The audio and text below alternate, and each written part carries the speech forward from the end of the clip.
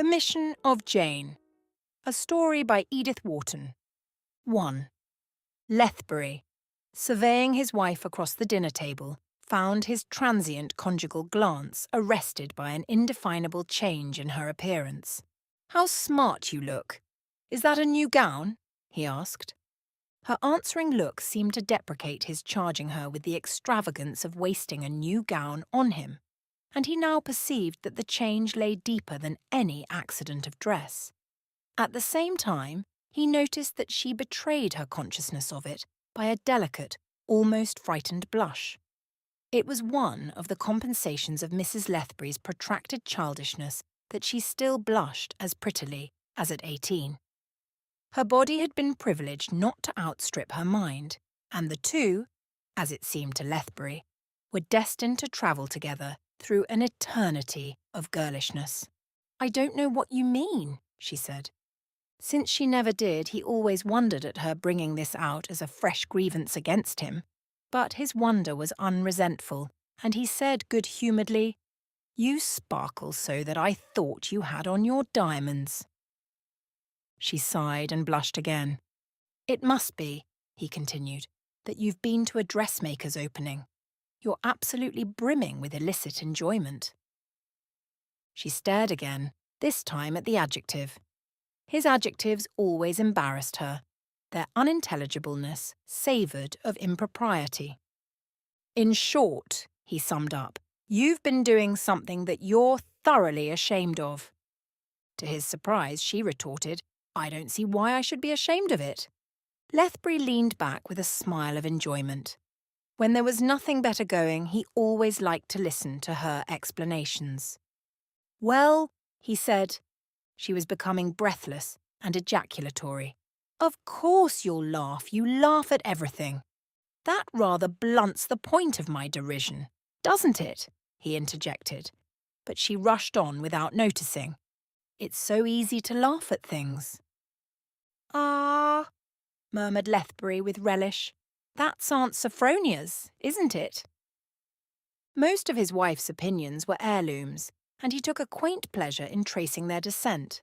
She was proud of their age, and saw no reason for discarding them while they were still serviceable.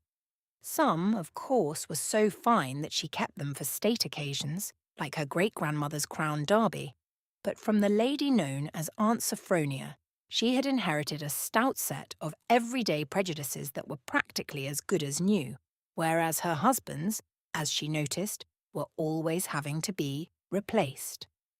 In the early days, she had fancied there might be a certain satisfaction in taxing him with the fact, but she had long since been silenced by the reply, "My dear, I'm not a rich man, but I never use an opinion twice, if I can help it." She was reduced, therefore, to dwelling on his moral deficiencies, and one of the most obvious of these was his refusal to take things seriously. On this occasion, however, some ulterior purpose kept her from taking up his taunt. "I'm not in the least ashamed," she repeated, with the air of shaking a banner to the wind. But the domestic atmosphere being calm, the banner drooped unheroically. "That," said Lethbury judicially, "encourages me to infer that you ought to be, and that, consequently, you've been giving yourself the unusual pleasure of doing something I shouldn't approve of." She met this with an almost solemn directness. "No," she said, "you won't approve of it. I've allowed for that." "Ah," he exclaimed, setting down his liqueur glass. "You've worked out the whole problem, eh?" "I believe so." "That's uncommonly interesting. And what is it?" She looked at him quietly. "A baby." If it was seldom given her to surprise him, she had attained the distinction for once. "A baby?" "Yes, a human baby." "Of course," she cried with the virtuous resentment of the woman who has never allowed dogs in the house. Lethbury's puzzled stare broke into a fresh smile. "A baby I shan't approve of? Well, in the abstract, I don't think much of them, I admit. Is this an abstract baby?" Again she frowned at the adjective, but she had reached a pitch of exaltation at which such obstacles could not deter her. It's the loveliest baby, she murmured. Ah, then it's concrete. It exists. In this harsh world, it draws its breath in pain. It's the healthiest child I ever saw, she indignantly corrected. You've seen it, then? Again the accusing blush suffused her. Yes, I've seen it. And to whom does the paragon belong? And here indeed she confounded him. To me, I hope, she declared. He pushed his chair back with an inarticulate murmur. To you. To us, she corrected. Good Lord, he said. If there had been the least hint of hallucination in her transparent gaze, but no, it was as clear, as shallow, as easily fathomable as when he had first suffered the sharp surprise of striking bottom in it. It occurred to him that perhaps she was trying to be funny. He knew that there is nothing more cryptic than the humour of the unhumorous. Is it a joke? He faltered. Oh, I hope not. I want it so much to be a reality. He paused to smile at the limitations of a world in which jokes were not realities, and continued gently. But since it is one already, to us, I mean, to you and me, I want... Her voice wavered, and her eyes with it. I have always wanted so dreadfully... It has been such a disappointment. Not to? I see, said Lethbury slowly. But he had not seen before. It seemed curious now that he had never thought of her taking it in that way, had never surmised any hidden depths beneath her outspread obviousness. He felt as though he had touched a secret spring in her mind.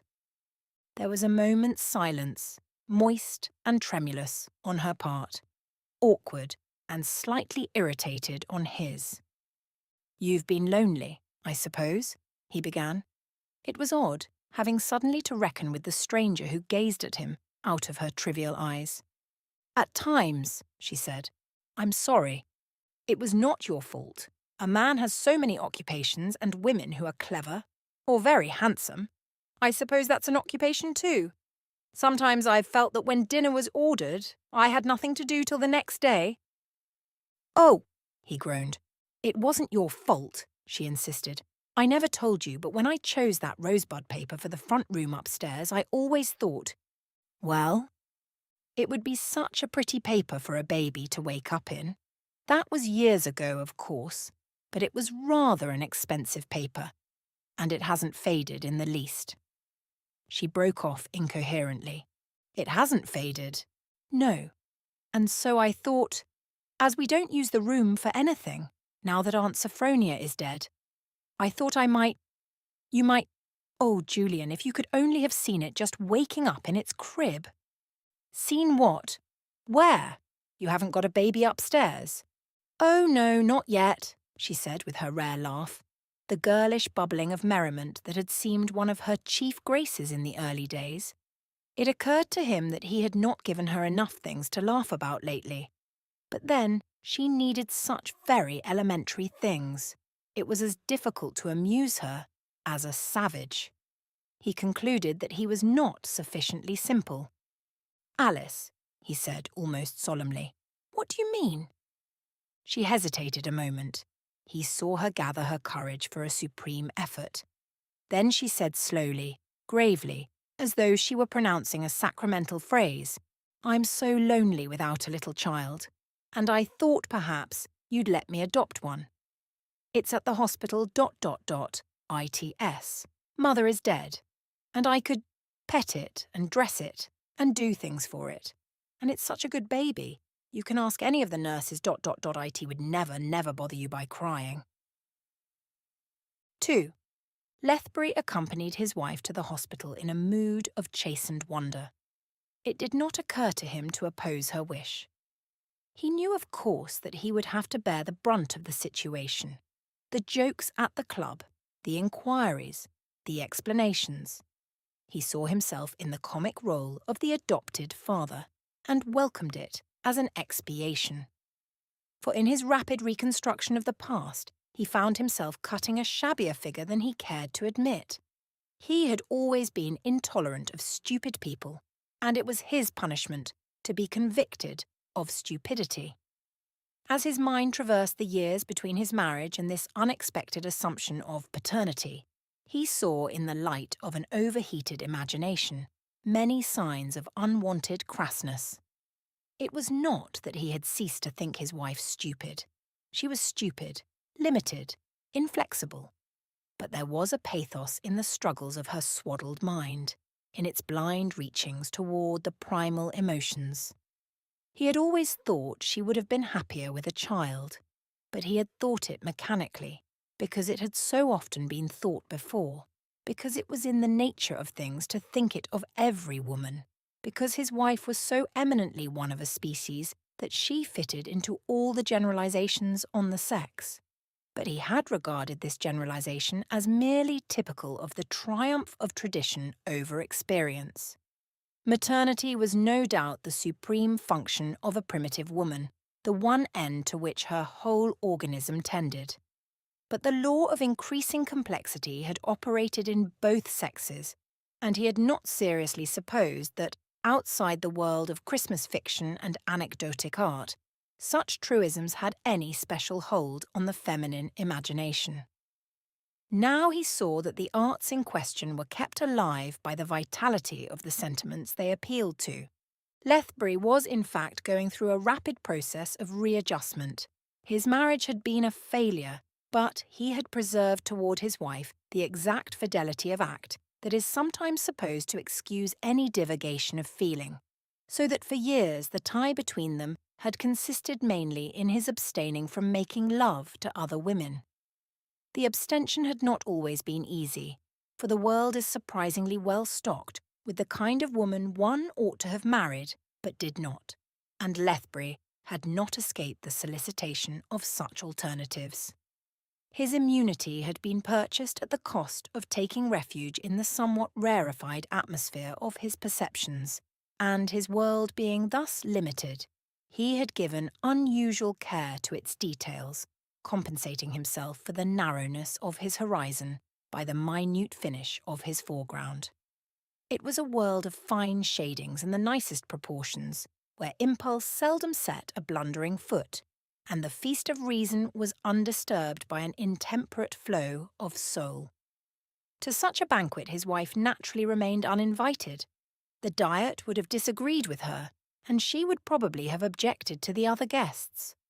But Lethbury, miscalculating her needs, had hitherto supposed that he had made ample provision for them, and was consequently at liberty to enjoy his own fare without any reproach of mendicancy at his gates. Now he beheld her pressing a starved face against the windows of his life, and in his imaginative reaction he invested her with a pathos borrowed from the sense of his own shortcomings. In the hospital, the imaginative process continued with increasing force. He looked at his wife with new eyes. Formerly she had been to him a mere bundle of negations, a labyrinth of dead walls and bolted doors. There was nothing behind the walls, and the doors led no whither. He had sounded and listened often enough to be sure of that. Now he felt like a traveller who, exploring some ancient ruin, comes on an inner cell, intact amid the general dilapidation, and painted with images which reveal the forgotten uses of the building. His wife stood by a white crib in one of the wards.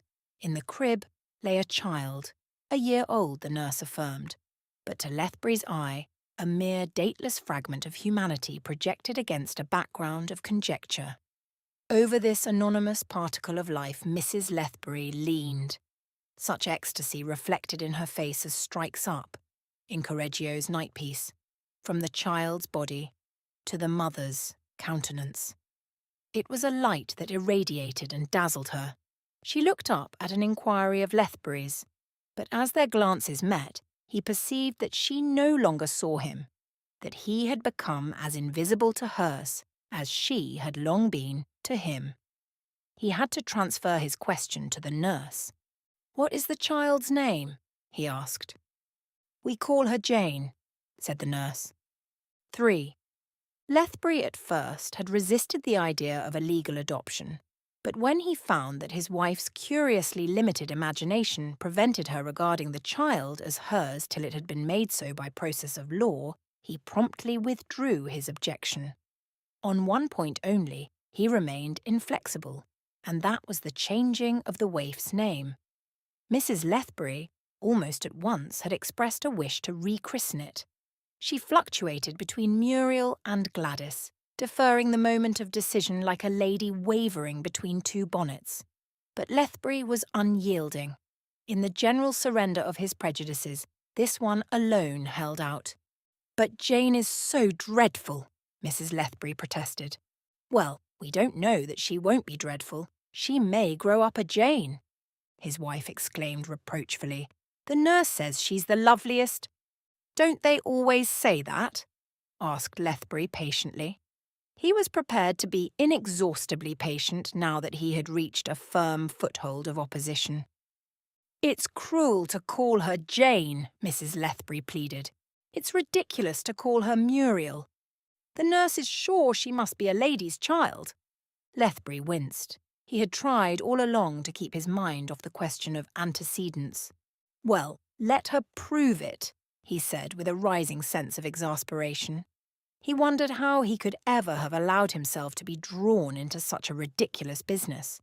For the first time he felt the full irony of it. He had visions of coming home in the afternoon to a house smelling of linseed and paregoric, and of being greeted by a chronic howl as he went upstairs to dress for dinner. He had never been a clubman, but he saw himself becoming one now. The worst of his anticipations were unfulfilled. The baby was surprisingly well and surprisingly quiet. Such infantile remedies as she absorbed were not potent enough to be perceived beyond the nursery, and when Lethbury could be induced to enter that sanctuary, there was nothing to jar his nerves in the mild pink presence of his adopted daughter. Jars there were indeed, they were probably inevitable in the disturbed routine of the household. But they occurred between Mrs. Lethbury and the nurses, and Jane contributed to them only a placid stare which might have served as a rebuke to the combatants. In the reaction from his first impulse of atonement, Lethbury noted with sharpened perceptions the effect of the change on his wife's character. He saw already the error of supposing that it could work any transformation in her. It simply magnified her existing qualities. She was like a dried sponge put in water. She expanded, but she did not change her shape. From the standpoint of scientific observation, it was curious to see how her stored instincts responded to the pseudo-maternal call. She overflowed with the petty maxims of the occasion. One felt in her the epitome, the consummation of centuries of animal maternity, so that this little woman, who screamed at a mouse and was nervous about burglars, came to typify the cave mother rending her prey for her young. It was less easy to regard philosophically the practical effects of her borrowed motherhood. Lethbury found with surprise that she was becoming assertive and definite. She no longer represented the negative side of his life. She showed, indeed, a tendency to inconvenient affirmations. She had gradually expanded her assumption of motherhood till it included his own share in the relation, and he suddenly found himself regarded as the father of Jane. This was a contingency he had not foreseen, and it took all his philosophy to accept it. But there were moments of compensation. For Mrs. Lethbury was undoubtedly happy for the first time in years, and the thought that he had tardily contributed to this end reconciled him to the irony of the means. At first he was inclined to reproach himself for still viewing the situation from the outside, for remaining a spectator instead of a participant. He had been allured for a moment by the vision of severed hands meeting over a cradle, as the whole body of domestic fiction bears witness to their doing. And the fact that no such conjunction took place he could explain only on the ground that it was a borrowed cradle. He did not dislike the little girl. She still remained to him a hypothetical presence, a query rather than a fact, but her nearness was not unpleasant, and there were moments when her tentative utterances, her groping steps, seemed to loosen the dry accretions enveloping his inner self. But even at such moments, moments which he invited and caressed, she did not bring him nearer to his wife. He now perceived that he had made a certain place in his life for Mrs. Lethbury, and that she no longer fitted into it. It was too late to enlarge the space, and so she overflowed and encroached. Lethbury struggled against the sense of submergence. He let down barrier after barrier, yielded privacy after privacy. But his wife's personality continued to dilate. She was no longer herself alone. She was herself and Jane. Gradually, in a monstrous fusion of identity, she became herself, himself, and Jane. And instead of trying to adapt her to a spare crevice of his character, he found himself carelessly squeezed into the smallest compartment of the domestic economy. 4. He continued to tell himself that he was satisfied if his wife was happy, and it was not till the child's 10th year that he felt a doubt of her happiness. Jane had been a preternaturally good child. During the 8 years of her adoption, she had caused her foster parents no anxiety beyond those connected with the usual succession of youthful diseases. But her unknown progenitors had given her a robust constitution, and she passed unperturbed through measles, chickenpox, and whooping cough. If there was any suffering, it was endured vicariously by Mrs. Lethbury, whose temperature rose and fell with the patients, and who could not hear Jane sneeze without visions of a marble angel weeping over a broken column. But though Jane's prompt recoveries continued to belie such premonitions, though her existence continued to move forward on an even keel of good health and good conduct, Mrs. Lethbury's satisfaction showed no corresponding advance. Lethbury, at first, was disposed to add her disappointment to the long list of feminine inconsistencies with which the sententious observer of life builds up his favourite induction. But circumstances presently led him to take a kindlier view of the case. Hitherto his wife had regarded him as a negligible factor in Jane's evolution. Beyond providing for his adopted daughter and effacing himself before her, he was not expected to contribute to her well-being. But as time passed, he appeared to his wife in a new light. It was he who was to educate Jane. In matters of the intellect, Mrs. Lethbury was the first to declare her deficiencies, to proclaim them even with a certain virtuous superiority. She said she did not pretend to be clever, and there was no denying the truth of the assertion. Now, however, she seemed less ready, not to own her limitations, but to glory in them. Confronted with the problem of Jane's instruction, she stood in awe of the child. "I have always been stupid, you know," she said to Lethbury with a new humility, "and I'm afraid I shan't know what is best for Jane. I'm sure she has a wonderfully good mind, and I should reproach myself if I didn't give her every opportunity." She looked at him helplessly. "You must tell me what ought to be done." Lethbury was not unwilling to oblige her. Somewhere in his mental lumber room there rusted a theory of education such as usually lingers among the impedimenta of the childless. He brought this out, refurbished it, and applied it to Jane. At first he thought his wife had not overrated the quality of the child's mind. Jane seemed extraordinarily intelligent. Her precocious definiteness of mind was encouraging to her inexperienced preceptor. She had no difficulty in fixing her attention, and he felt that every fact he imparted was being etched in metal. He helped his wife to engage the best teachers, and for a while continued to take an ex-official interest in his adopted daughter's studies. But gradually his interest waned. Jane's ideas did not increase with her acquisitions. Her young mind remained a mere receptacle for facts, a kind of cold storage from which anything that had been put there could be taken out at a moment's notice, intact but congealed. She developed, moreover, an inordinate pride in the capacity of her mental storehouse, and a tendency to pelt her public with its contents. She was overheard to jeer at her nurse for not knowing when the Saxon heptarchy had fallen, and she alternately dazzled and depressed Mrs. Lethbury by the wealth of her chronological allusions. She showed no interest in the significance of the facts she amassed. She simply collected dates as another child might have collected stamps or marbles. To her foster mother she seemed a prodigy of wisdom, but Lethbury saw, with a secret movement of sympathy, how the aptitudes in which Mrs. Lethbury gloried were slowly estranging her from their possessor. "She is getting too clever for me," his wife said to him after one of Jane's historical flights, "but I am so glad that she will be a companion to you." Lethbury groaned in spirit. He did not look forward to Jane's companionship. She was still a good little girl, but there was something automatic and formal in her goodness, as though it were a kind of moral calisthenics that she went through for the sake of showing her agility.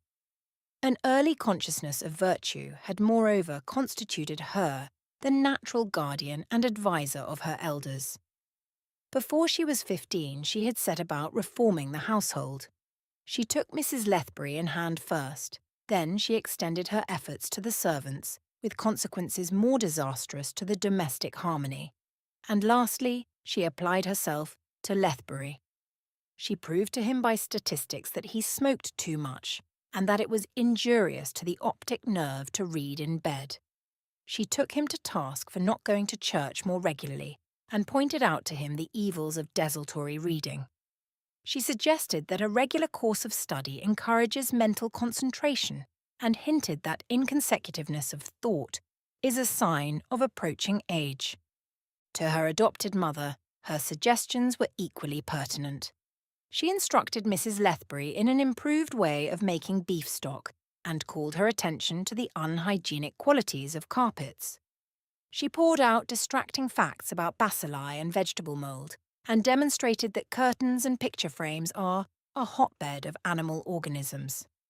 She learned by heart the nutritive ingredients of the principal articles of diet, and revolutionized the cuisine by an attempt to establish a scientific average between starch and phosphates.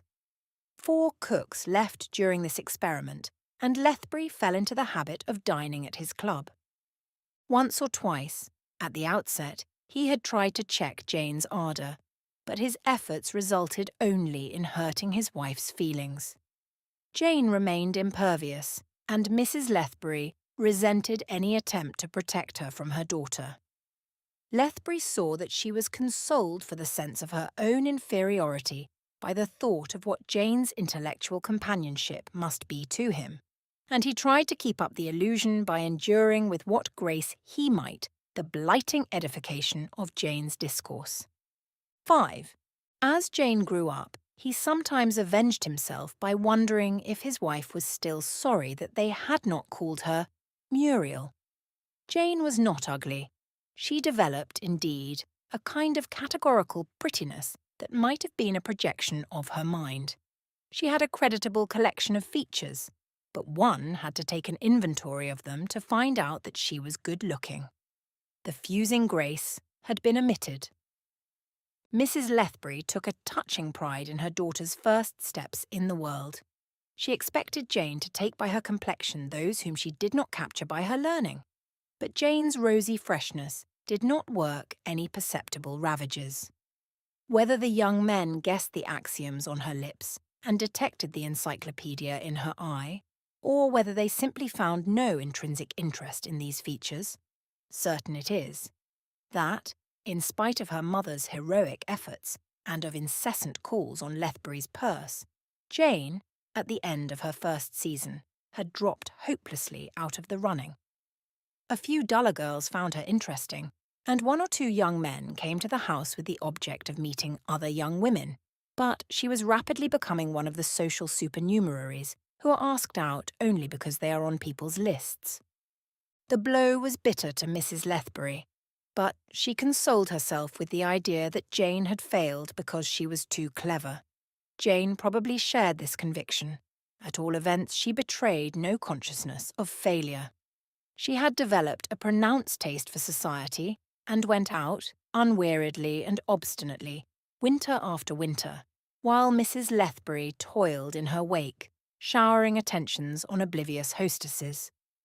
To Lethbury, there was something at once tragic and exasperating in the sight of their two figures, the one conciliatory, the other dogged, both pursuing with unabated zeal the elusive prize of popularity.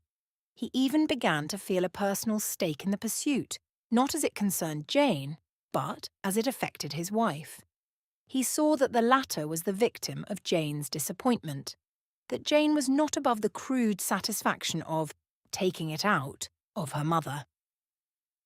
Experience checked the impulse to come to his wife's defence, and when his resentment was at its height, Jane disarmed him by giving up the struggle.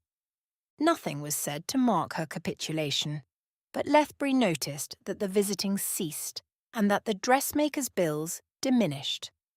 At the same time, Mrs. Lethbury made it known that Jane had taken up charities, and before long, Jane's conversation confirmed this announcement. At first, Lethbury congratulated himself on the change, but Jane's domesticity soon began to weigh on him. During the day, she was sometimes absent on errands of mercy, but in the evening, she was always there. At first, she and Mrs. Lethbury sat in the drawing-room together, and Lethbury smoked in the library, but presently Jane formed the habit of joining him there, and he began to suspect that he was included among the objects of her philanthropy.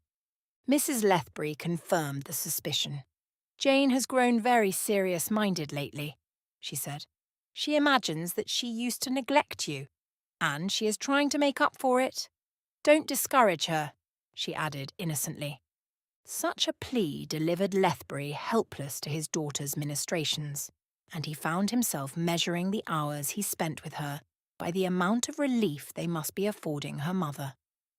There were even moments when he read a furtive gratitude in Mrs. Lethbury's eye. But Lethbury was no hero, and he had nearly reached the limit of vicarious endurance when something wonderful happened. They never quite knew afterward how it had come about, or who first perceived it. But Mrs. Lethbury one day gave tremulous voice to their inferences. "Of course," she said, "he comes here because of Elise. The young lady in question, a friend of Jane's, was possessed of attractions which had already been found to explain the presence of masculine visitors." Lethbury risked a denial. "I don't think he does," he declared. "But Elise is thought very pretty," Mrs. Lethbury insisted. "I can't help that," said Lethbury doggedly. He saw a faint light in his wife's eyes, but she remarked carelessly, "Mr. Budd would be a very good match for Elise." Lethbury could hardly repress a chuckle. He was so exquisitely aware that she was trying to propitiate the gods. For a few weeks neither said a word. Then Mrs. Lethbury once more reverted to the subject. "It is a month since Elise went abroad," she said. "Is it? And Mr. Budd seems to come here just as often." "Ah," said Lethbury with heroic indifference, and his wife hastily changed the subject. Mr. Winstanley Budd was a young man who suffered from an excess of manner. Politeness gushed from him in the driest seasons. He was always performing feats of drawing-room chivalry, and the approach of the most unobtrusive female threw him into attitudes which endangered the furniture. His features, being of the cherubic order, did not lend themselves to this role, but there were moments when he appeared to dominate them, to force them into compliance with an aquiline ideal. The range of Mr. Budd's social benevolence made its object hard to distinguish. He spread his cloak so indiscriminately that one could not always interpret the gesture, and Jane's impassive manner had the effect of increasing his demonstrations. She threw him into paroxysms of politeness. At first he filled the house with his amenities, but gradually it became apparent that his most dazzling effects were directed exclusively to Jane. Lethbury and his wife held their breath and looked away from each other. They pretended not to notice the frequency of Mr. Budd's visits. They struggled against an imprudent inclination to leave the young people too much alone. Their conclusions were the result of indirect observation, for neither of them dared to be caught watching Mr. Budd. They behaved like naturalists on the trail of a rare butterfly. In his efforts not to notice Mr. Budd, Lethbury centred his attentions on Jane, and Jane, at this crucial moment, wrung from him a reluctant admiration. While her parents went about dissembling their emotions, she seemed to have none to conceal. She betrayed neither eagerness nor surprise. So complete was her unconcern that there were moments when Lethbury feared it was obtuseness, when he could hardly help whispering to her that now was the moment to lower the net. Meanwhile, the velocity of Mr. Budd's gyrations increased with the ardour of courtship. His politeness became incandescent, and Jane found herself the centre of a pyrotechnical display culminating in the set piece of an offer of marriage. Mrs. Lethbury imparted the news to her husband one evening after their daughter had gone to bed. The announcement was made and received with an air of detachment, as though both feared to be betrayed into unseemly exultation. But Lethbury, as his wife ended, could not repress the inquiry. Have they decided on a day? Mrs. Lethbury's superior command of her features enabled her to look shocked. "What can you be thinking of? He only offered himself at 5? Of course, stammered Lethbury. But nowadays people marry after such short engagements. Engagement, said his wife solemnly. There is no engagement.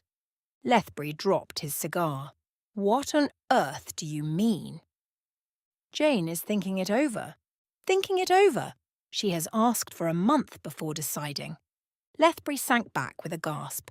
Was it genius, or was it madness? He felt incompetent to decide, and Mrs. Lethbury's next words showed that she shared his difficulty. Of course I don't want to hurry, Jane. Of course not, he acquiesced. But I pointed out to her that a young man of Mr. Budd's impulsive temperament might be easily discouraged. Yes, and what did she say? She said that if she was worth winning, she was worth waiting for. 6. The period of Mr. Budd's probation could scarcely have cost him as much mental anguish as it caused his would-be parents-in-law. Mrs. Lethbury, by various ruses, tried to shorten the ordeal, but Jane remained inexorable, and each morning Lethbury came down to breakfast with the certainty of finding a letter of withdrawal from her discouraged suitor. When at length the decisive day came, and Mrs. Lethbury, at its close, stole into the library with an air of chastened joy, they stood for a moment without speaking. Then Mrs. Lethbury paid a fitting tribute to the proprieties by faltering out, "It will be dreadful to have to give her up." Lethbury could not repress a warning gesture, but even as it escaped him, he realised that his wife's grief was genuine. Of course, he said, vainly sounding his own emotional shallows for an answering regret. And yet, it was his wife who had suffered most from Jane. He had fancied that these sufferings would be effaced by the milder atmosphere of their last weeks together, but felicity did not soften Jane. Not for a moment did she relax her dominion. She simply widened it to include a new subject. Mr. Budd found himself under orders with the others, and a new fear assailed Lethbury as he saw Jane assume prenuptial control of her betrothed. Lethbury had never felt any strong personal interest in Mr. Budd, but, as Jane's prospective husband, the young man excited his sympathy. To his surprise, he found that Mrs. Lethbury shared the feeling. "I'm afraid he may find Jane a little exacting," she said, after an evening dedicated to a stormy discussion of the wedding arrangements. "She really ought to make some concessions, if he wants to be married in a black frock coat instead of a dark grey one." She paused and looked doubtfully at Lethbury. "What can I do about it?" he said. "You might explain to him, tell him that Jane isn't always—" Lethbury made an impatient gesture. "What are you afraid of? His finding her out or his not finding her out?" Mrs. Lethbury flushed. "You put it so dreadfully." Her husband mused for a moment, then he said with an air of cheerful hypocrisy, "After all, Budd is old enough to take care of himself." But the next day Mrs. Lethbury surprised him. Late in the afternoon, she entered the library, so breathless and inarticulate that he scented a catastrophe. "I've done it," she cried. "Done what?" "Told him." She nodded toward the door. "He's just gone. Jane is out, and I had a chance to talk to him, alone." Lethbury pushed a chair forward, and she sank into it. "What did you tell him? That she is not always—" Mrs. Lethbury lifted a tragic eye. "No, I told him that she always is." "Always is?" "Yes." There was a pause. Lethbury made a call on his hoarded philosophy. He saw Jane suddenly reinstated in her evening seat by the library fire, but an answering chord in him thrilled at his wife's heroism. "Well, what did he say?" Mrs. Lethbury's agitation deepened. It was clear that the blow had fallen. He said that we had never understood Jane, or appreciated her." The final syllables were lost in her handkerchief, and she left him marvelling at the mechanism of a woman. After that, Lethbury faced the future with an undaunted eye. They had done their duty, at least his wife had done hers, and they were reaping the usual harvest of ingratitude with a zest seldom accorded to such reaping. There was a marked change in Mr. Budd's manner, and his increasing coldness sent a genial glow through Lethbury's system. It was easy to bear with Jane in the light of Mr. Budd's disapproval. There was a good deal to be borne in the last days, and the brunt of it fell on Mrs. Lethbury. Jane marked her transition to the married state by an appropriate but incongruous display of nerves. She became sentimental, hysterical, and reluctant. She quarrelled with her betrothed and threatened to return the ring. Mrs. Lethbury had to intervene, and Lethbury felt the hovering sword of destiny. But the blow was suspended. Mr. Budd's chivalry was proof against all his bride's caprices, and his devotion throve on her cruelty. Lethbury feared that he was too faithful, too enduring, and longed to urge him to vary his tactics. Jane presently reappeared with the ring on her finger and consented to try on the wedding dress, but her uncertainties, her reactions were prolonged till the final day. When it dawned, Lethbury was still in an ecstasy of apprehension. Feeling reasonably sure of the principal actors, he had centred his fears on incidental possibilities. The clergyman might have a stroke, or the church might burn down, or there might be something wrong with the licence. He did all that was humanly possible to avert such contingencies, but there remained that incalculable factor known as the hand of God. Lethbury seemed to feel it groping for him. In the church it almost had him by the nape. Mr. Budd was late, and for 5 immeasurable minutes Lethbury and Jane faced a churchful of conjecture. Then the bridegroom appeared, flushed but chivalrous, and explaining to his father-in-law under cover of the ritual that he had torn his glove and had to go back for another. "You'll be losing the ring next," muttered Lethbury, but Mr. Budd produced this article punctually, and a moment or two later was bearing its wearer captive down the aisle. At the wedding breakfast, Lethbury caught his wife's eye fixed on him in mild disapproval, and understood that his hilarity was exceeding the bounds of fitness. He pulled himself together and tried to subdue his tone, but his jubilation bubbled over like a champagne glass perpetually refilled. The deeper his draughts, the higher it rose. It was at the brim when, in the wake of the dispersing guests, Jane came down in her travelling dress and fell on her mother's neck. "I can't leave you," she wailed, and Lethbury felt as suddenly sobered as a man under a douche. But if the bride was reluctant, her captor was relentless. Never had Mr. Budd been more dominant, more aquiline. Lethbury's last fears were dissipated as the young man snatched Jane from her mother's bosom and bore her off to the brougham. The brougham rolled away, the last milliner's girl forsook her post by the awning, the red carpet was folded up, and the house door closed. Lethbury stood alone in the hall with his wife. As he turned to woo her, he noticed the look of tired heroism in her eyes, the deepened lines of her face. They reflected his own symptoms too accurately not to appeal to him. The nervous tension had been horrible. He went up to her, and an answering impulse made her lay a hand on his arm. He held it there a moment. "Let us go off and have a jolly little dinner at a restaurant," he proposed.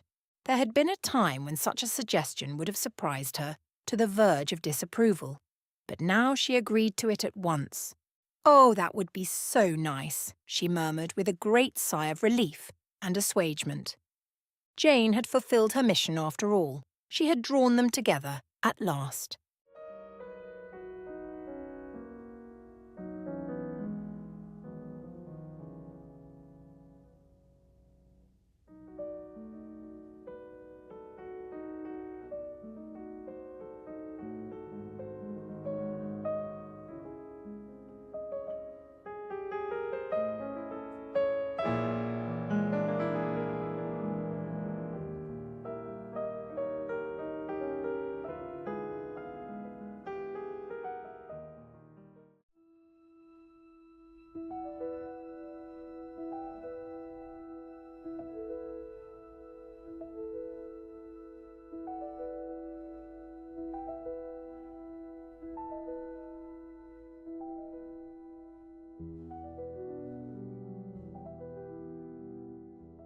Afterward.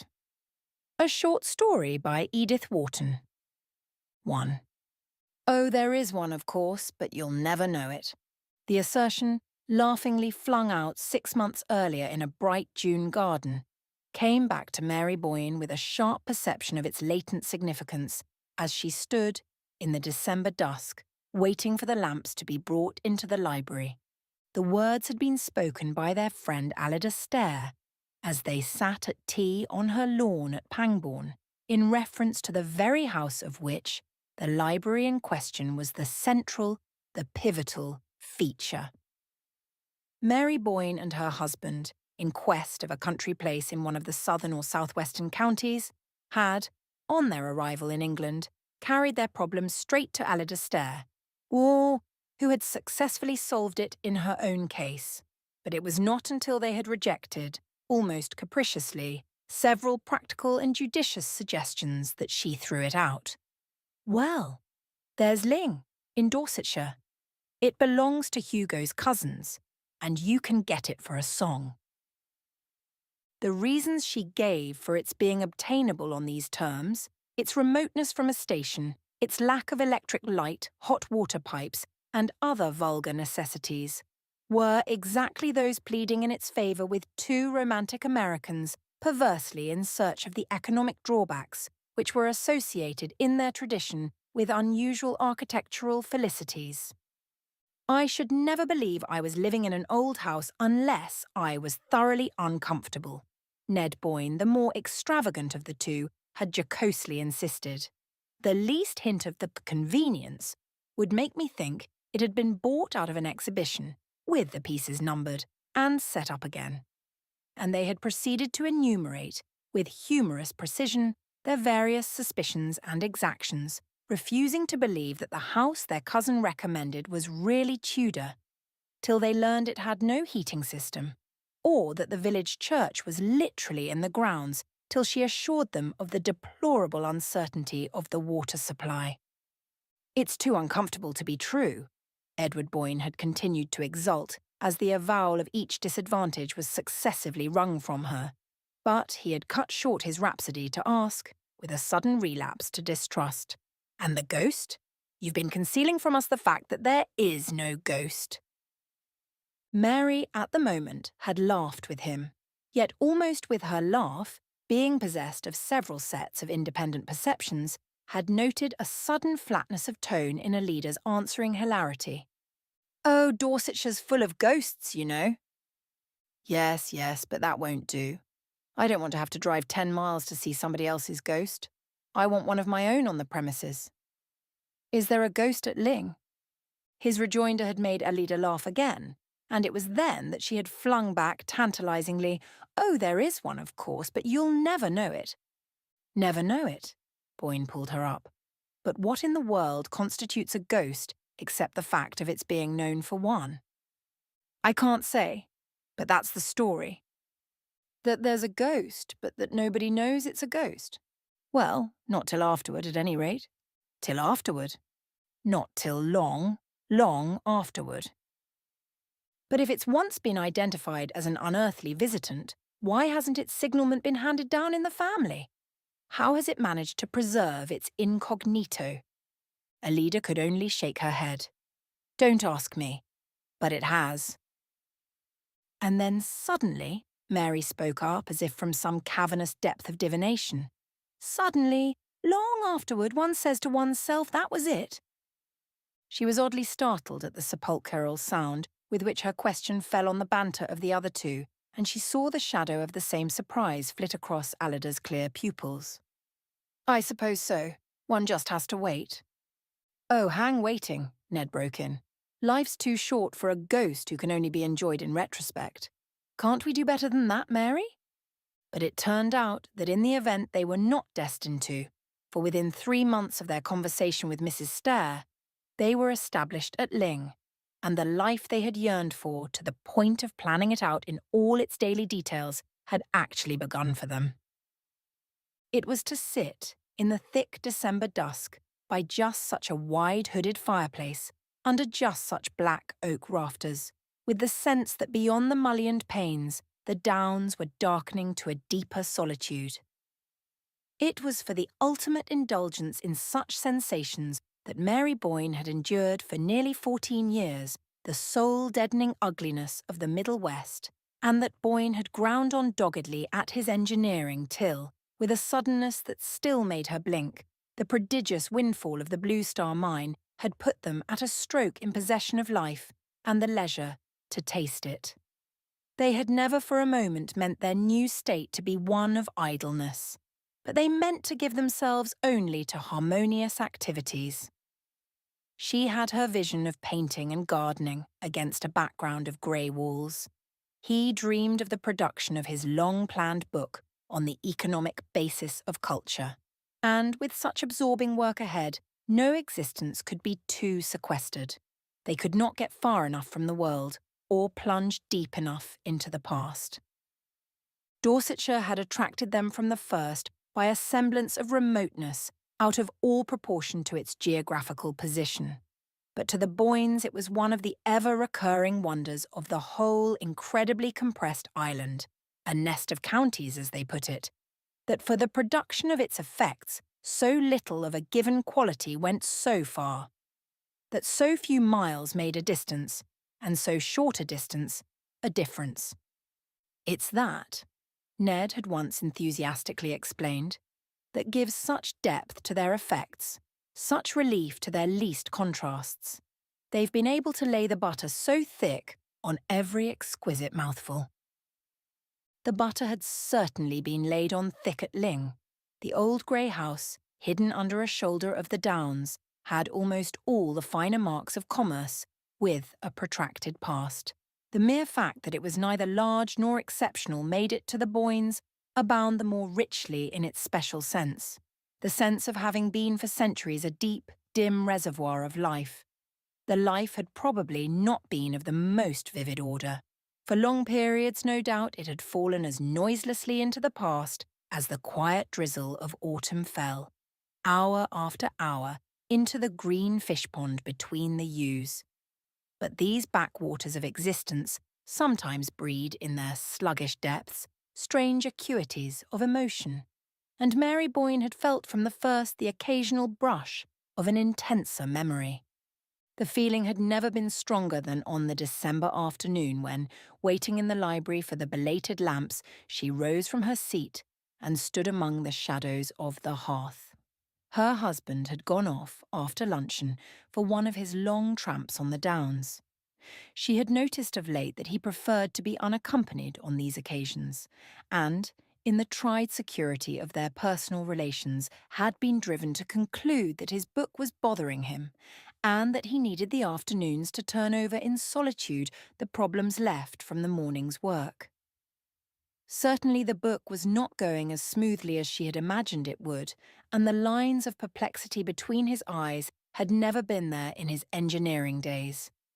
Then he had often looked fagged to the verge of illness, but the native demon of worry had never branded his brow. Yet the few pages he had so far read to her, the introduction and a synopsis of the opening chapter, gave evidences of a firm possession of his subject and a deepening confidence in his powers. The fact threw her into deeper perplexity, since now that he had done with business and its disturbing contingencies, the one other possible element of anxiety was eliminated. Unless it were his health, then. But physically he had gained since they had come to Dorsetshire, grown robuster, ruddier and fresher-eyed. It was only within a week that she had felt in him the undefinable change that made her restless in his absence, and as tongue-tied in his presence as though it were she who had a secret to keep from him. The thought that there was a secret somewhere between them struck her with a sudden smart rap of wonder, and she looked about her down the dim long room. "Can it be the house?" she mused. The room itself might have been full of secrets. They seemed to be piling themselves up as evening fell, like the layers and layers of velvet shadow dropping from the low ceiling, the dusky walls of books, the smoke-blurred sculpture of the hooded hearth. "Why, of course, the house is haunted," she reflected. The ghost, Alida's imperceptible ghost, after figuring largely in the banter of their first month or two at Ling, had been gradually discarded as too ineffectual for imaginative use. Mary had indeed, as became the tenant of a haunted house, made the customary inquiries among her few rural neighbours, but, beyond a vague, "They do say so, ma'am," the villagers had nothing to impart. The elusive spectre had apparently never had sufficient identity for a legend to crystallise about it, and after a time the Boynes had laughingly set the matter down to their profit and loss account, agreeing that Ling was one of the few houses good enough in itself to dispense with supernatural enhancements. "And I suppose, poor ineffectual demon, that's why it beats its beautiful wings in vain in the void," Mary had laughingly concluded. "Or rather," Ned answered in the same strain, "why, amid so much that's ghostly, it can never affirm its separate existence as the ghost." And thereupon their invisible housemate had finally dropped out of their references, which were numerous enough to make them promptly unaware of the loss. Now, as she stood on the hearth, the subject of their earlier curiosity revived in her with a new sense of its meaning, a sense gradually acquired through close daily contact with the scene of the lurking mystery.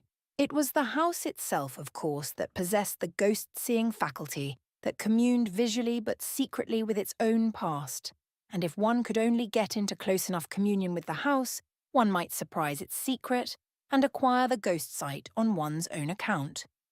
Perhaps, in his long solitary hours in this very room, where she never trespassed till the afternoon, her husband had acquired it already, and was silently carrying the dread weight of whatever it had revealed to him. Mary was too well versed in the code of the spectral world not to know that one could not talk about the ghosts one saw.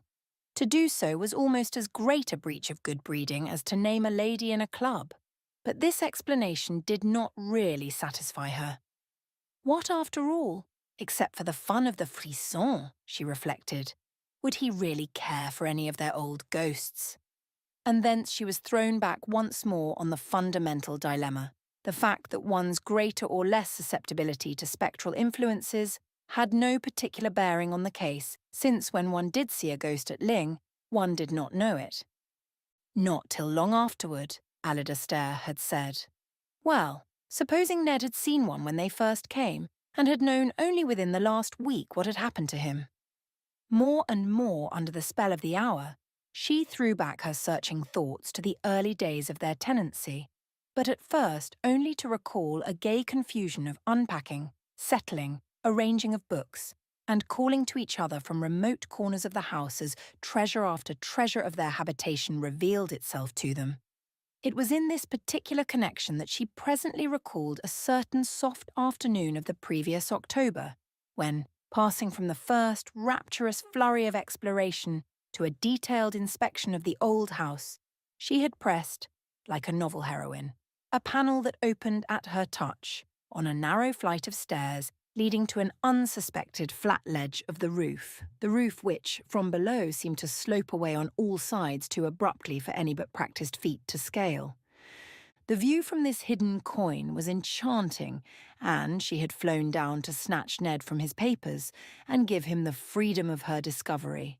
She remembered still how, standing on the narrow ledge, he had passed his arm about her while their gaze flew to the long, tossed horizon line of the downs and then dropped contentedly back to trace the arabesque of yew hedges about the fish pond and the shadow of the cedar on the lawn. "And now the other way," he had said, gently turning her about within his arm, and closely pressed to him, she had absorbed, like some long, satisfying draught, the picture of the grey-walled court, the squat lions on the gates, and the lime avenue reaching up to the high road under the downs. It was just then, while they gazed and held each other, that she had felt his arm relax and heard a sharp "hello" that made her turn to glance at him. Distinctly, yes, she now recalled she had seen, as she glanced, a shadow of anxiety, of perplexity rather, fall across his face, and, following his eyes, had beheld the figure of a man in loose greyish clothes, as it appeared to her, who was sauntering down the lime avenue to the court with the tentative gait of a stranger seeking his way. Her short-sighted eyes had given her but a blurred impression of slightness and greyness, with something foreign, or at least unlocal, in the cut of the figure or its garb. But her husband had apparently seen more, seen enough to make him push past her with a sharp "wait!" and dash down the twisting stairs without pausing to give her a hand for the descent. A slight tendency to dizziness obliged her, after a provisional clutch at the chimney, against which they had been leaning, to follow him down more cautiously, and when she had reached the attic landing she paused again for a less definite reason, leaning over the oak banister to strain her eyes through the silence of the brown, sun-flecked depths below. She lingered there, till somewhere in those depths she heard the closing of a door. Then, mechanically impelled, she went down the shallow flights of steps till she reached the lower hall. The front door stood open on the mild sunlight of the court, and hall and court were empty. The library door was open too, and after listening in vain for any sound of voices within, she quickly crossed the threshold and found her husband alone, vaguely fingering the papers on his desk. He looked up, as if surprised at her precipitate entrance, but the shadow of anxiety had passed from his face, leaving it even, as she fancied, a little brighter and clearer than usual. "What was it? Who was it?" she asked. "Who?" he repeated with the surprise still all on his side. "The man we saw coming toward the house." He seemed honestly to reflect. "The man? Why, I thought I saw Peters. I dashed after him to say a word about the stable drains, but he had disappeared before I could get down." "Disappeared? Why, he seemed to be walking so slowly when we saw him." Boyne shrugged his shoulders. "So I thought, but he must have got up steam in the interval. What do you say to our trying a scramble up Meldon Steep before sunset?" That was all. At the time, the occurrence had been less than nothing, had, indeed, been immediately obliterated by the magic of their first vision from Meldon Steep, a height which they had dreamed of climbing ever since they had first seen its bare spine heaving itself above the low roof of Ling. Doubtless it was the mere fact of the other incidents having occurred on the very day of their ascent to Meldon that had kept it stored away in the unconscious fold of association from which it now emerged, for in itself it had no mark of the portentous. At the moment, there could have been nothing more natural than that Ned should dash himself from the roof in the pursuit of dilatory tradesmen.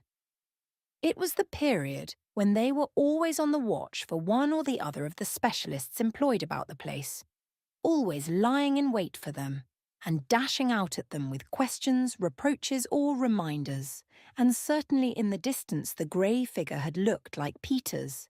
Yet now, As she reviewed the rapid scene, she felt her husband's explanation of it to have been invalidated by the look of anxiety on his face. Why had the familiar appearance of Peters made him anxious? Why, above all, if it was of such prime necessity to confer with that authority on the subject of the stable drains, had the failure to find him produced such a look of relief? Mary could not say that any one of these considerations had occurred to her at the time, yet from the promptness with which they now marshalled themselves at her summons, she had a sudden sense that they must all along have been there, waiting their hour. 2. Weary with her thoughts, she moved toward the window. The library was now completely dark, and she was surprised to see how much faint light the outer world still held. As she peered out into it across the court, a figure shaped itself in the tapering perspective of bare lines. It looked a mere blot of deeper grey in the greyness, and for an instant, as it moved toward her, her heart thumped to the thought, "It's the ghost!" She had time in that long instant to feel suddenly that the man of whom, 2 months earlier, she had a brief distant vision from the roof was now, at his predestined hour, about to reveal himself as not having been Peters, and her spirit sank under the impending fear of the disclosure. But almost with the next tick of the clock, the ambiguous figure, gaining substance and character, showed itself even to her weak sight as her husband's, and she turned away to meet him as he entered with the confession of her folly. "It's really too absurd," she laughed out from the threshold, "but I never can remember." "Remember what?" Boyne questioned as they drew together. "That when one sees the lying ghost, one never knows it." Her hand was on his sleeve and he kept it there, but with no response in his gesture or in the lines of his fagged, preoccupied face. "Did you think you'd seen it?" he asked, after an appreciable interval. "Why, I actually took you for it, my dear, in my mad determination to spot it." "Me? Just now?" His arm dropped away, and he turned from her with a faint echo of her laugh. "Really, dearest, you'd better give it up if that's the best you can do." "Yes, I give it up. I give it up." "Have you?" she asked, turning round on him abruptly. The parlour-maid had entered with letters and a lamp, and the light struck up into Boyne's face as he bent above the tray she presented. "Have you?" Mary perversely insisted, when the servant had disappeared on her errand of illumination. "Have I what?" he rejoined absently, the light bringing out the sharp stamp of worry between his brows as he turned over the letters. "Given up trying to see the ghost." Her heart beat a little at the experiment she was making. Her husband, laying his letters aside, moved away into the shadow of the hearth. "I never tried," he said, tearing open the wrapper of a newspaper. "Well, of course," Mary persisted.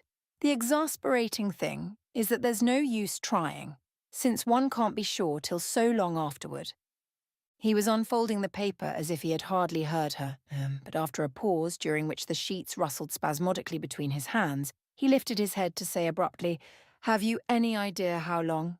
Mary had sunk into a low chair beside the fireplace. From her seat she looked up, startled at her husband's profile, which was darkly projected against the circle of lamplight. "No, none. Have you?"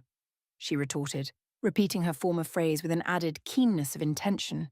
Boyne crumpled the paper into a bunch and then inconsequently turned back with it toward the lamp. "Lord, no, I only meant," he explained with a faint tinge of impatience, "is there any legend, any tradition, as to that?" "Not that I know of," she answered, but the impulse to add, "What makes you ask?" was checked by the reappearance of the parlour-maid with tea and a second lamp. With the dispersal of shadows and the repetition of the daily domestic office, Mary Boyne felt herself less oppressed by that sense of something mutely imminent which had darkened her solitary afternoon.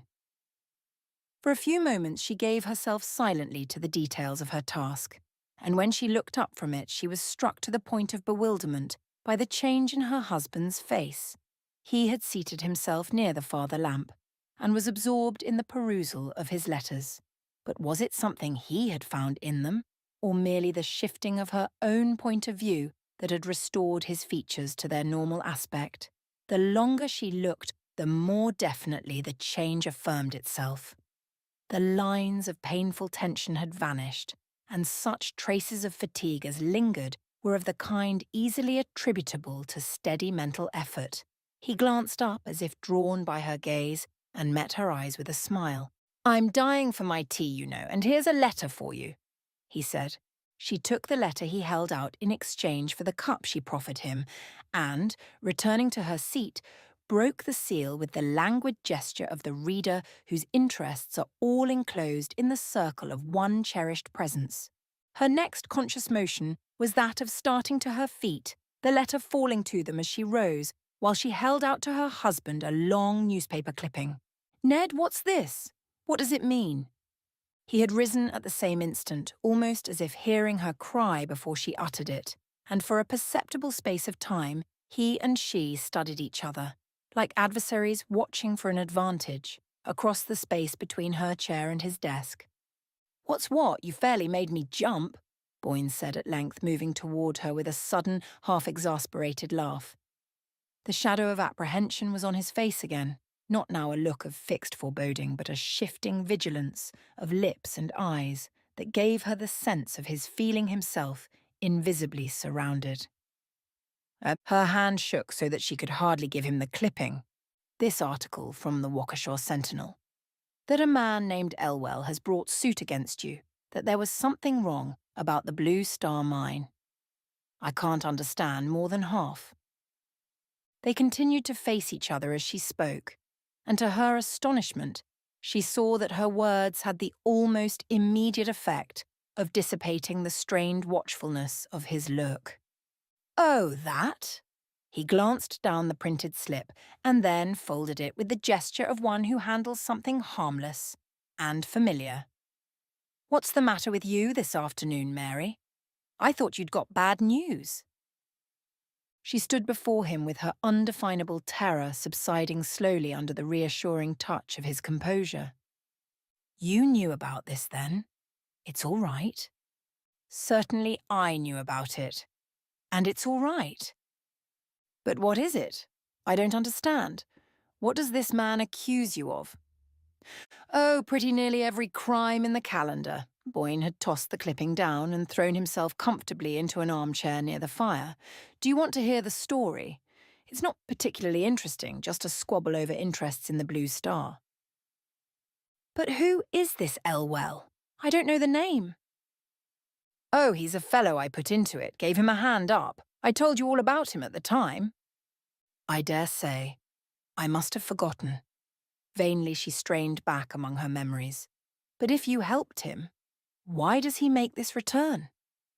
"Oh, probably some shyster lawyer got hold of him and talked him over. It's all rather technical and complicated. I thought that kind of thing bored you." His wife felt a sting of compunction. Theoretically, she deprecated the American wife's detachment from her husband's professional interests. But in practice, she had always found it difficult to fix her attention on Boyne's report of the transactions in which his varied interests involved him.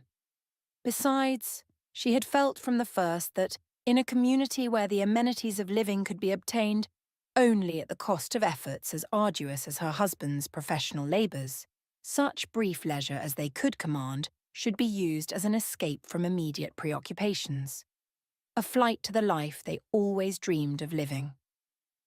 Once or twice, now that this new life had actually drawn its magic circle about them, she had asked herself if she had done right, but hitherto such conjectures had been no more than the retrospective excursions of an active fancy. Now, for the first time, it startled her a little to find how little she knew of the material foundation on which her happiness was built. She glanced again at her husband and was reassured by the composure of his face. Yet she felt the need of more definite grounds for her reassurance. "But doesn't this suit worry you? Why have you never spoken to me about it?" He answered both questions at once. "I didn't speak of it at first because it did worry me. Annoyed me, rather. But it's all ancient history now. Your correspondent must have got hold of a back number of the Sentinel." She felt a quick thrill of relief. "You mean it's over? He's lost his case?" There was a just perceptible delay in Boyne's reply. The suit's been withdrawn, that's all. But she persisted, as if to exonerate herself from the inward charge of being too easily put off. Withdrawn because he saw he had no chance? Oh, he had no chance, Boyne answered. No, she was still struggling with a dimly felt perplexity at the back of her thoughts. How long ago was it withdrawn? He paused as if with a slight return of his former uncertainty. I've just had the news now, but I've been expecting it. Just now? In one of your letters? Yes, in one of my letters. She made no answer, and was aware only after a short interval of waiting that he had risen, and strolling across the room, had placed himself on the sofa at her side. She felt him, as he did so, pass an arm about her. She felt his hand seek hers and clasp it, and turning slowly, drawn by the warmth of his cheek, she met the smiling clearness of his eyes. It's all right. It's all right, she questioned through the flood of her dissolving doubts. And I give you my word it never was righter. He laughed back at her, holding her close. 3. One of the strangest things she was afterward to recall out of all the next day's incredible strangeness was the sudden and complete recovery of her sense of security. It was in the air when she woke in her low-ceilinged, dusky room. It accompanied her downstairs to the breakfast table, flashed out at her from the fire, and reduplicated itself brightly from the flanks of the urn and the sturdy flutings of the Georgian teapot. It was as if, in some roundabout way, all her diffused apprehensions of the previous day, with their moment of sharp concentration about the newspaper article, as if this dim questioning of the future and startled return upon the past, had between them liquidated the arrears of some haunting moral obligation. If she had indeed been careless of her husband's affairs, it was, her new state seemed to prove, because her faith in him instinctively justified such carelessness. And his right to her faith had overwhelmingly affirmed itself in the very face of menace and suspicion. She had never seen him more untroubled, more naturally and unconsciously in possession of himself, than after the cross-examination to which she had subjected him. It was almost as if he had been aware of her lurking doubts and had wanted the air cleared as much as she did. It was as clear, thank heaven, as the bright outer light that surprised her almost with a touch of summer when she issued from the house for her daily round of the gardens. She had left Boyne at his desk, indulging herself as she passed the library door by a last peep at his quiet face, where he bent, pipe in his mouth, above his papers, and now she had her own morning's task to perform. The task involved on such charmed winter days almost as much delighted loitering about the different quarters of her domain as if spring were already at work on shrubs and borders. There were such inexhaustible possibilities still before her, such opportunities to bring out the latent graces of the old place, without a single irreverent touch of alteration, that the winter months were all too short to plan what spring and autumn executed. And her recovered sense of safety gave, on this particular morning, a peculiar zest to her progress through the sweet, still place. She went first to the kitchen garden, where the espaliered pear trees drew complicated patterns on the walls, and pigeons were fluttering and preening about the silvery slated roof of their cot. There was something wrong about the piping of the hothouse, and she was expecting an authority from Dorchester, who was to drive out between trains and make a diagnosis of the boiler. But when she dipped into the damp heat of the greenhouses, among the spiced scents and waxy pinks and reds of old-fashioned exotics, even the flora of Ling was in the note. She learned that the great man had not arrived, and the day being too rare to waste in an artificial atmosphere, she came out again and paced slowly along the springy turf of the bowling green to the gardens behind the house. At their farther end rose a grass terrace commanding over the fish pond and the yew hedges, a view of the long house front, with its twisted chimney stacks and the blue shadows of its roof angles, all drenched in the pale gold moisture of the air. Seen thus across the level tracery of the yews, under the suffused mild light, it sent her from its open windows and hospitably smoking chimneys, the look of some warm human presence, of a mind slowly ripened on a sunny wall of experience. She had never before had so deep a sense of her intimacy with it, such a conviction that its secrets were all beneficent, kept, as they said to children, for one's good. So complete a trust in its power to gather up her life and Ned's into the harmonious pattern of the long, long story it sat there weaving in the sun. She heard steps behind her and turned, expecting to see the gardener, accompanied by the engineer from Dorchester. But only one figure was in sight, that of a youngish, slightly built man who, for reasons she could not on the spot have specified, did not remotely resemble her preconceived notion of an authority on hothouse boilers. The newcomer, on seeing her, lifted his hat and paused with the air of a gentleman, perhaps a traveller, desirous of having it immediately known that his intrusion is involuntary. The local fame of Ling occasionally attracted the more intelligent sightseer, and Mary half expected to see the stranger dissemble a camera or justify his presence by producing it. But he made no gesture of any sort, and after a moment she asked, in a tone responding to the courteous deprecation of his attitude, "Is there anyone you wish to see?" "I came to see Mr. Boyne," he replied. His intonation rather than his accent was faintly American, and Mary, at the familiar note, looked at him more closely. The brim of his soft felt hat cast a shade on his face, which, thus obscured, wore to her short-sighted gaze a look of seriousness, as of a person arriving on business, and civilly but firmly aware of his rights. Past experience had made Mary equally sensible to such claims, but she was jealous of her husband's morning hours and doubtful of his having given anyone the right to intrude on them. "Have you an appointment with Mr. Boyne?" she asked. He hesitated, as if unprepared for the question. "Not exactly an appointment," he replied. "Then I'm afraid, this being his working time, that he can't receive you now. Will you give me a message, or come back later?" The visitor, again lifting his hat, briefly replied that he would come back later, and walked away, as if to regain the front of the house. As his figure receded down the walk between the yew hedges, Mary saw him pause and look up an instant at the peaceful house front, bathed in faint winter sunshine. And it struck her, with a tardy touch of compunction, that it would have been more humane to ask if he had come from a distance, and to offer, in that case, to inquire if her husband could receive him. But as the thought occurred to her, he passed out of sight behind a pyramidal yew, and at the same moment her attention was distracted by the approach of the gardener, attended by the bearded pepper-and-salt figure of the boiler-maker from Dorchester. The encounter with this authority led to such far-reaching issues that they resulted in his finding it expedient to ignore his train, and beguiled Mary into spending the remainder of the morning in absorbed confabulation among the greenhouses. She was startled to find, when the colloquy ended, that it was nearly luncheon time, and she half expected, as she hurried back to the house, to see her husband coming out to meet her.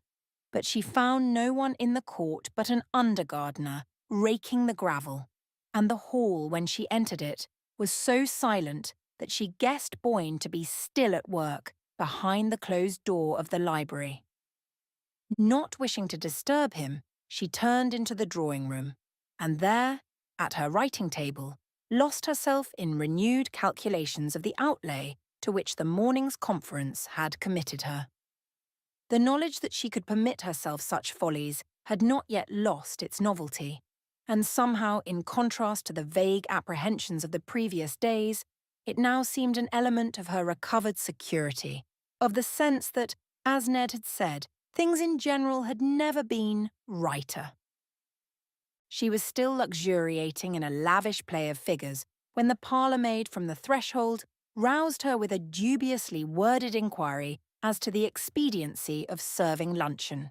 It was one of their jokes that Trimmel announced luncheon as if she were divulging a state secret, and Mary, intent upon her papers, merely murmured an absent-minded assent. She felt Trimmel wavering expressively on the threshold, as if in rebuke of such offhand acquiescence. Then her retreating steps sounded down the passage, and Mary, pushing away her papers, crossed the hall and went to the library door.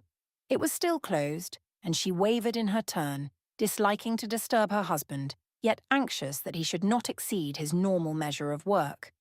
As she stood there, balancing her impulses, the esoteric Trimmel returned with the announcement of luncheon, and Mary, thus impelled, opened the door and went into the library. Boyne was not at his desk, and she peered about her, expecting to discover him at the bookshelves, somewhere down the length of the room.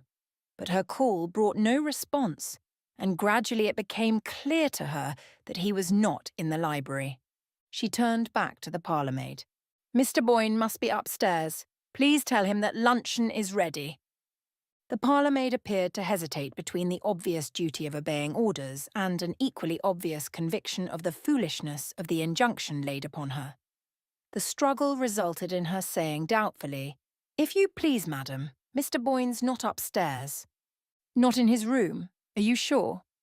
"I'm sure, madam." Mary consulted the clock. "Where is he, then?" "He's gone out," Trimmel announced, with the superior air of one who has respectfully waited for the question that a well-ordered mind would have first propounded. Mary's previous conjecture had been right, then. Boyne must have gone to the gardens to meet her, and since she had missed him, it was clear that he had taken the shorter way by the south door, instead of going round to the court. She crossed the hall to the glass portal opening directly on the yew garden, but the parlourmaid, after another moment of inner conflict, decided to bring out recklessly, "Please, madam, Mr. Boyne didn't go that way." Mary turned back. "Where did he go? And when?" "He went out of the front door, up the drive, madam." It was a matter of principle with Trimmel never to answer more than one question at a time. "Up the drive? At this hour?" Mary went to the door herself and glanced across the court through the long tunnel of bare limes, but its perspective was as empty as when she had scanned it on entering the house. "Did Mr. Boyne leave no message?" she asked. Trimmel seemed to surrender herself to a last struggle with the forces of chaos. "No, madam. He just went out with the gentleman." "The gentleman? What gentleman?" Mary wheeled about, as if to front this new factor. "The gentleman who called, madam," said Trimmel resignedly. "When did a gentleman call? Do explain yourself, Trimmel." Only the fact that Mary was very hungry and that she wanted to consult her husband about the greenhouses would have caused her to lay so unusual an injunction on her attendant, and even now she was detached enough to note in Trimmel's eye the dawning defiance of the respectful subordinate who has been pressed too hard. "I couldn't exactly say the hour, madam, because I didn't let the gentleman in," she replied, with the air of magnanimously ignoring the irregularity of her mistress's course. "You didn't let him in?" "No, madam. When the bell rang, I was dressing, and Agnes—" "Go and ask Agnes, then," Mary interjected. Trimmel still wore her look of patient magnanimity. "Agnes would not know, madam, for she had unfortunately burnt her hand in trying the wick of the new lamp from town." Trimmel, as Mary was aware, had always been opposed to the new lamp. And so Mrs. Dockett sent the kitchen maid instead. Mary looked again at the clock. "It's after 2. Go and ask the kitchen maid if Mr. Boyne left any word." She went into luncheon without waiting, and Trimmel presently brought her there the kitchen maid's statement that the gentleman had called about 1 o'clock, that Mr. Boyne had gone out with him without leaving any message. The kitchen maid did not even know the caller's name, for he had written it on a slip of paper which he had folded and handed to her, with the injunction to deliver it at once to Mr. Boyne. Mary finished her luncheon still wondering, and when it was over and Trimmel had brought the coffee to the drawing-room, her wonder had deepened to a first faint tinge of disquietude. It was unlike Boyne to absent himself without explanation at so unwanted an hour, and the difficulty of identifying the visitor, whose summons he had apparently obeyed, made his disappearance the more unaccountable. Mary Boyne's experience as the wife of a busy engineer, subject to sudden calls and compelled to keep irregular hours, had trained her to the philosophic acceptance of surprises.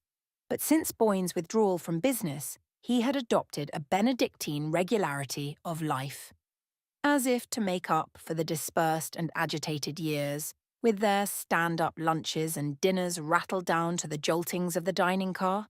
He cultivated the last refinements of punctuality and monotony, discouraging his wife's fancy for the unexpected, and declaring that, to a delicate taste, there were infinite gradations of pleasure in the fixed recurrences of habit. Still, since no life can completely defend itself from the unforeseen, it was evident that all Boyne's precautions would sooner or later prove unavailable, and Mary concluded that he had cut short a tiresome visit by walking with his caller to the station, or at least accompanying him for part of the way. This conclusion relieved her from farther preoccupation, and she went out herself to take up her conference with the gardener.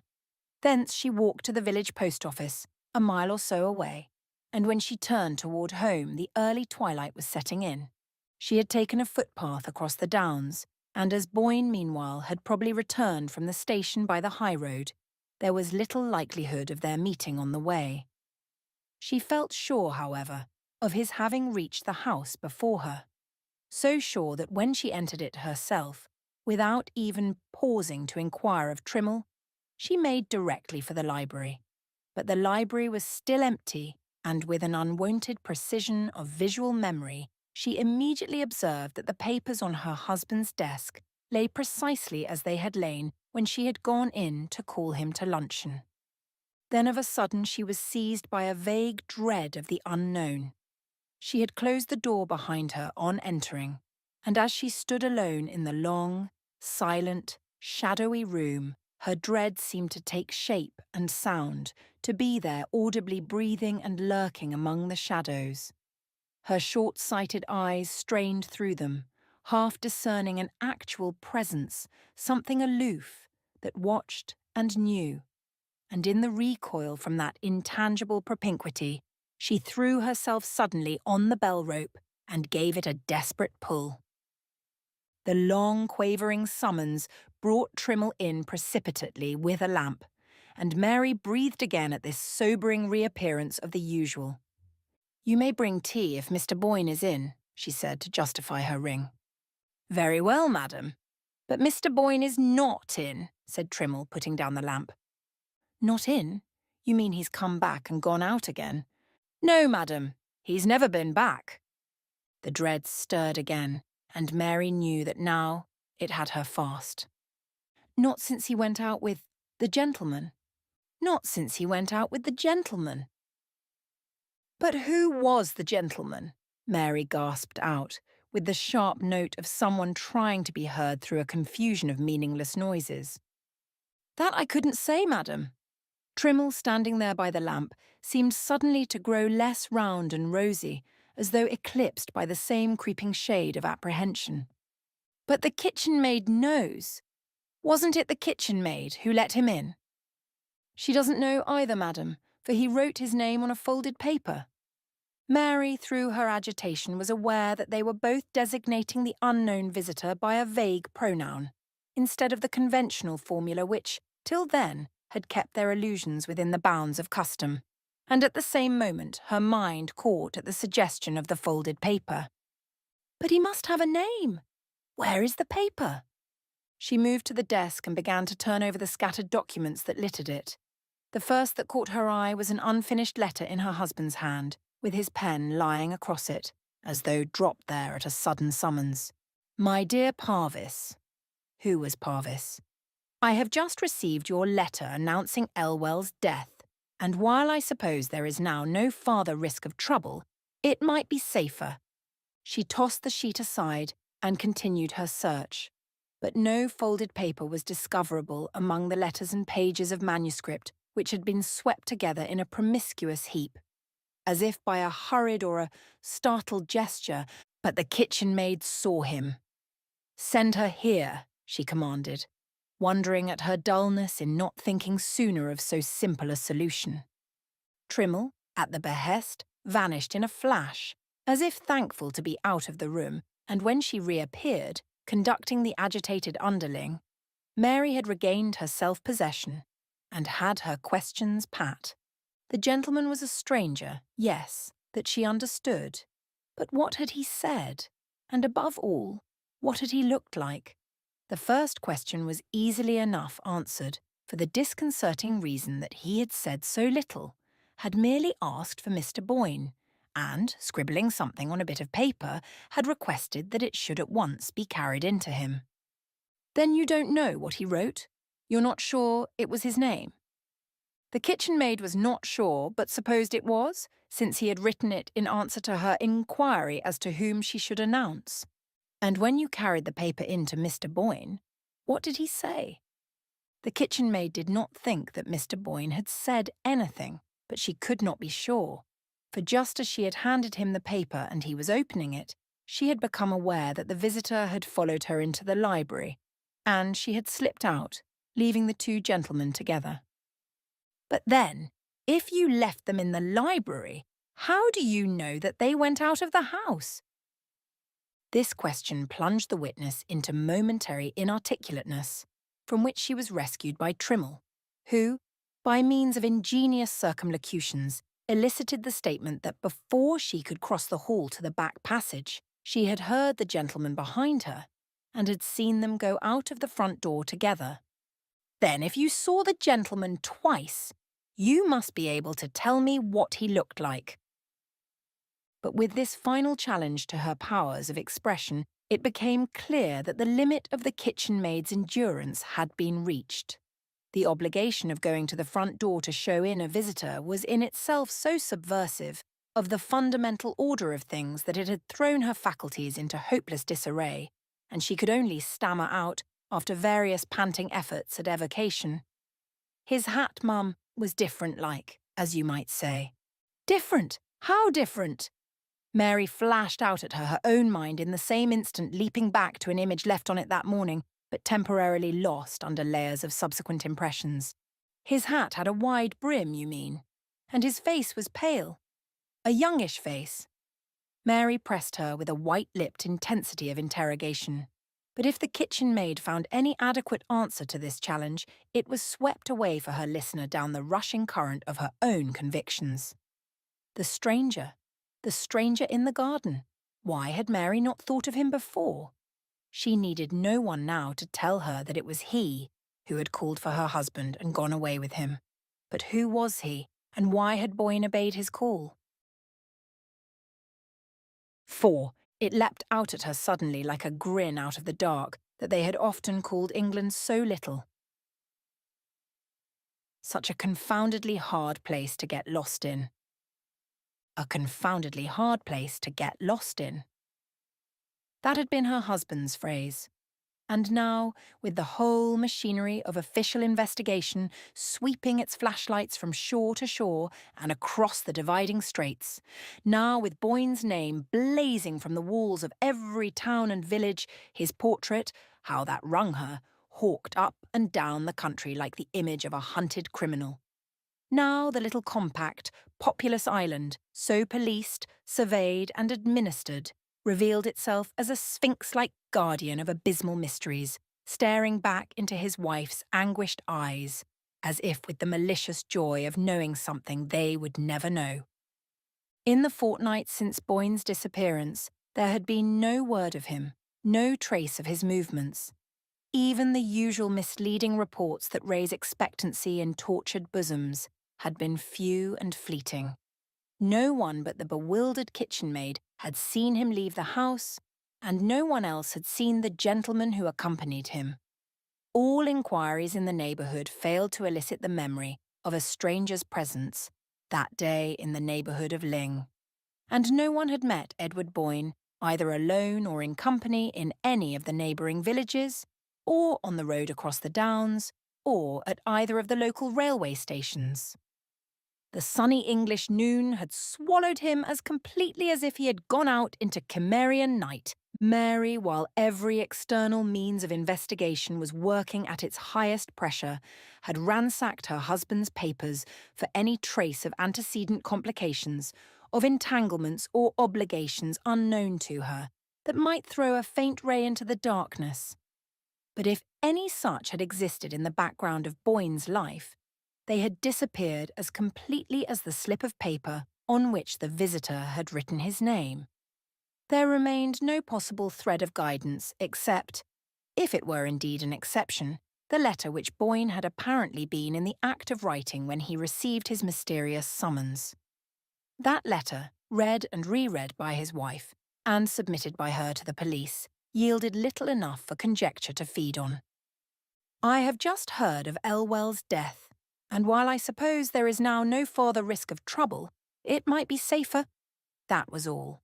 The risk of trouble was easily explained by the newspaper clipping which had apprised Mary of the suit brought against her husband by one of his associates in the Blue Star enterprise. The only new information conveyed in the letter was the fact of its showing Boyne, when he wrote it, to be still apprehensive of the results of the suit, though he had assured his wife that it had been withdrawn, and though the letter itself declared that the plaintiff was dead. It took several weeks of exhaustive cabling to fix the identity of the parvee, to whom the fragmentary communication was addressed, but even after these inquiries had shown him to be a Waukesha lawyer, no new facts concerning the Elwell suit were elicited. He appeared to have had no direct concern in it, but to have been conversant with the facts merely as an acquaintance and possible intermediary, and he declared himself unable to divine with what object Boyne intended to seek his assistance. This negative information, sole fruit of the first fortnight's feverish search, was not increased by a jot during the slow weeks that followed. Mary knew that the investigations were still being carried on, but she had a vague sense of their gradually slackening as the actual march of time seemed to slacken.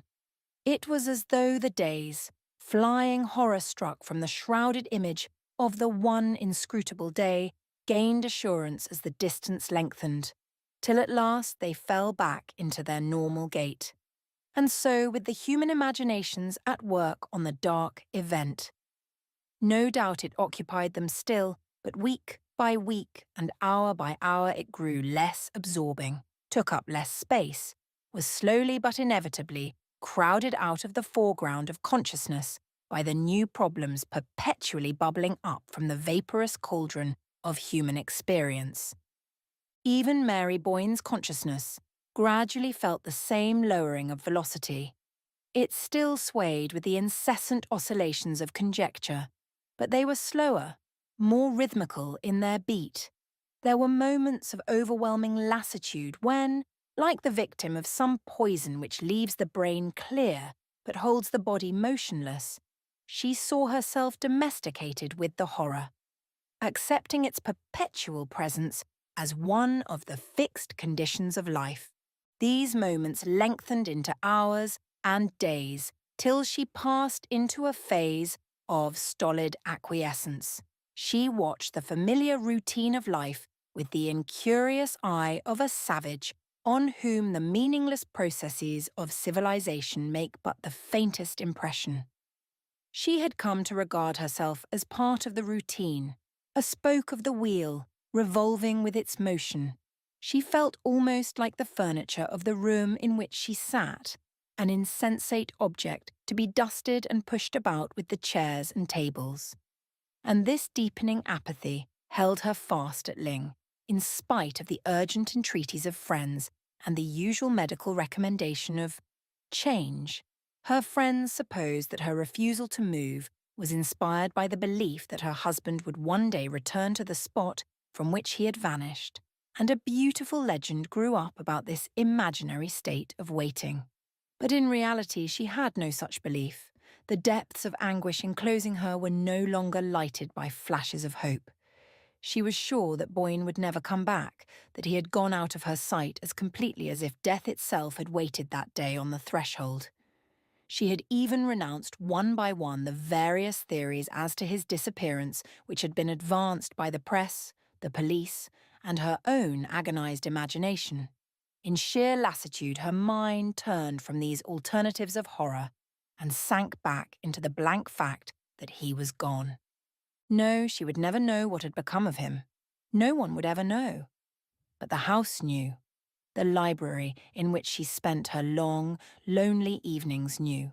For it was here that the last scene had been enacted, here that the stranger had come, and spoken the word which had caused Boyne to rise and follow him. The floor she trod had felt his tread, the books on the shelves had seen his face, and there were moments when the intense consciousness of the old, dusky walls seemed about to break out into some audible revelation of their secret. But the revelation never came, and she knew it would never come. Ling was not one of the garrulous old houses that betray the secrets entrusted to them. Its very legend proved that it had always been the mute accomplice, the incorruptible custodian of the mysteries it had surprised. And Mary Boyne, sitting face to face with its portentous silence, felt the futility of seeking to break it by any human means. 5.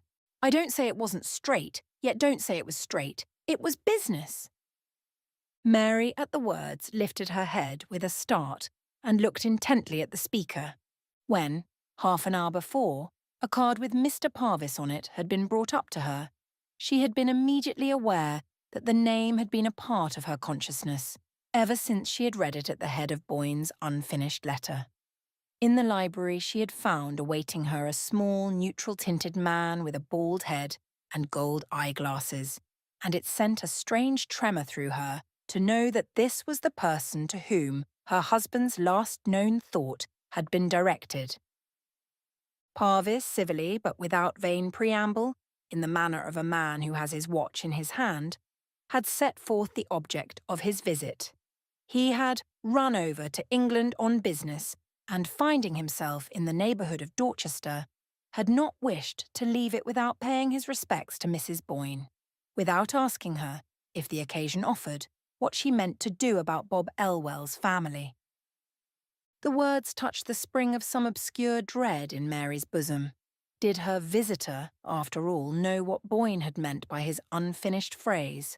She asked for an elucidation of his question and noticed at once that he seemed surprised at her continued ignorance of the subject. Was it possible that she really knew as little as she said? "I know nothing.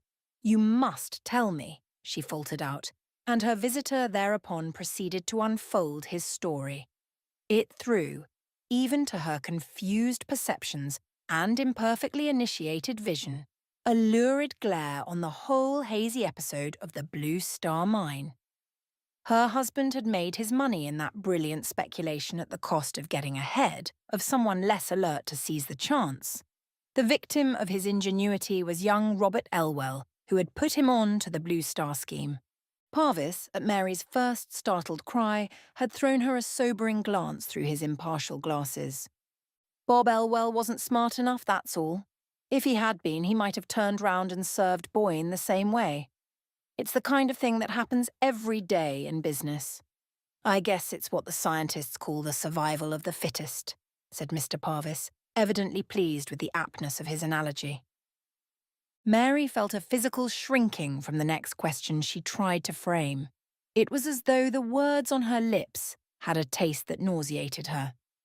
"But then, you accuse my husband of doing something dishonourable." Mr. Parvis surveyed the question dispassionately. "Oh no, I don't. I don't even say it wasn't straight." He glanced up and down the long lines of books, as if one of them might have supplied him with the definition he sought. "I don't say it wasn't straight, and yet I don't say it was straight. It was business." After all, no definition in his category could be more comprehensive than that. Mary sat staring at him with a look of terror. He seemed to her like the indifferent, implacable emissary of some dark, formless power. "But Mr. Elwell's lawyers apparently did not take your view, since I suppose the suit was withdrawn by their advice." "Oh, yes. They knew he hadn't a leg to stand on, technically. It was when they advised him to withdraw the suit that he got desperate. You see, he'd borrowed most of the money he lost in the Blue Star, and he was up a tree. That's why he shot himself when they told him he had no show." The horror was sweeping over Mary in great deafening waves. He shot himself? He killed himself because of that? Well, he didn't kill himself, exactly. He dragged on 2 months before he died. Parvis emitted the statement as unemotionally as a gramophone grinding out its record. "You mean that he tried to kill himself, and failed, and tried again?" Oh, he didn't have to try again, said Parvis grimly. They sat opposite each other in silence, he swinging his eyeglass thoughtfully about his finger, she motionless, her arms stretched along her knees in an attitude of rigid tension. But if you knew all this, she began at length, hardly able to force her voice above a whisper, how is it that when I wrote you at the time of my husband's disappearance, you said you didn't understand his letter? Parvis received this without perceptible discomfiture. Why, I didn't understand it, strictly speaking. And it wasn't the time to talk about it if I had. The Elwell business was settled when the suit was withdrawn. Nothing I could have told you would have helped you to find your husband. Mary continued to scrutinize him. Then why are you telling me now? Still Parvis did not hesitate. Well, to begin with, I supposed you knew more than you appear to. I mean about the circumstances of Elwell's death. And then people are talking of it now. The whole matter's been raked up again, and I thought, if you didn't know, you ought to. She remained silent, and he continued. You see, it's only come out lately what a bad state Elwell's affairs were in. His wife's a proud woman, and she fought on as long as she could, going out to work and taking sewing at home. When she got too sick, something with the heart, I believe. But she had his bedridden mother to look after, and the children, and she broke down under it, and finally had to ask for help. That attracted attention to the case, and the papers took it up and a subscription was started. Everybody out there liked Bob Elwell, and most of the prominent names in the place are down on the list, and people began to wonder why. Parvis broke off to fumble in an inner pocket. Here, he continued, here's an account of the whole thing from the Sentinelle. A little sensational, of course, but I guess you'd better look it over. He held out a newspaper to Mary, who unfolded it slowly, remembering, as she did so, the evening when, in that same room, the perusal of a clipping from the Sentinel had first shaken the depths of her security. As she opened the paper, her eyes, shrinking from the glaring headlines, "Widow of Boyne's victim forced to appeal for aid," ran down the column of text to two portraits inserted in it. The first was her husband's, taken from a photograph made the year they had come to England. It was the picture of him that she liked best, the one that stood on the writing table upstairs in her bedroom. As the eyes in the photograph met hers, she felt it would be impossible to read what was said of him, and closed her lids with the sharpness of the pain. I thought if you felt disposed to put your name down, she heard Parvis continue. She opened her eyes with an effort, and they fell on the other portrait. It was that of a youngish man, slightly built, in rough clothes, with features somewhat blurred by the shadow of a projecting hat brim. Where had she seen that outline before? She stared at it confusedly, her heart hammering in her throat and ears. Then she gave a cry. This is the man who came for my husband! She heard Parvis start to his feet and was dimly aware that she had slipped backward into the corner of the sofa, and that he was bending above her in alarm. With an intense effort, she straightened herself and reached out for the paper which she had dropped. It's the man! I should know him anywhere! She cried in a voice that sounded in her own ears like a scream. Parvis's voice seemed to come to her from far off down endless fog-muffled windings. Mrs. Boyne, you're not very well. Shall I call somebody? Shall I get a glass of water? No, no, no. She threw herself toward him, her hand frantically clenching the newspaper. I tell you, it's the man. I know him. He spoke to me in the garden. Parvis took the journal from her, directing his glasses to the portrait. It can't be, Mrs. Boyne. It's Robert Elwell. Robert Elwell?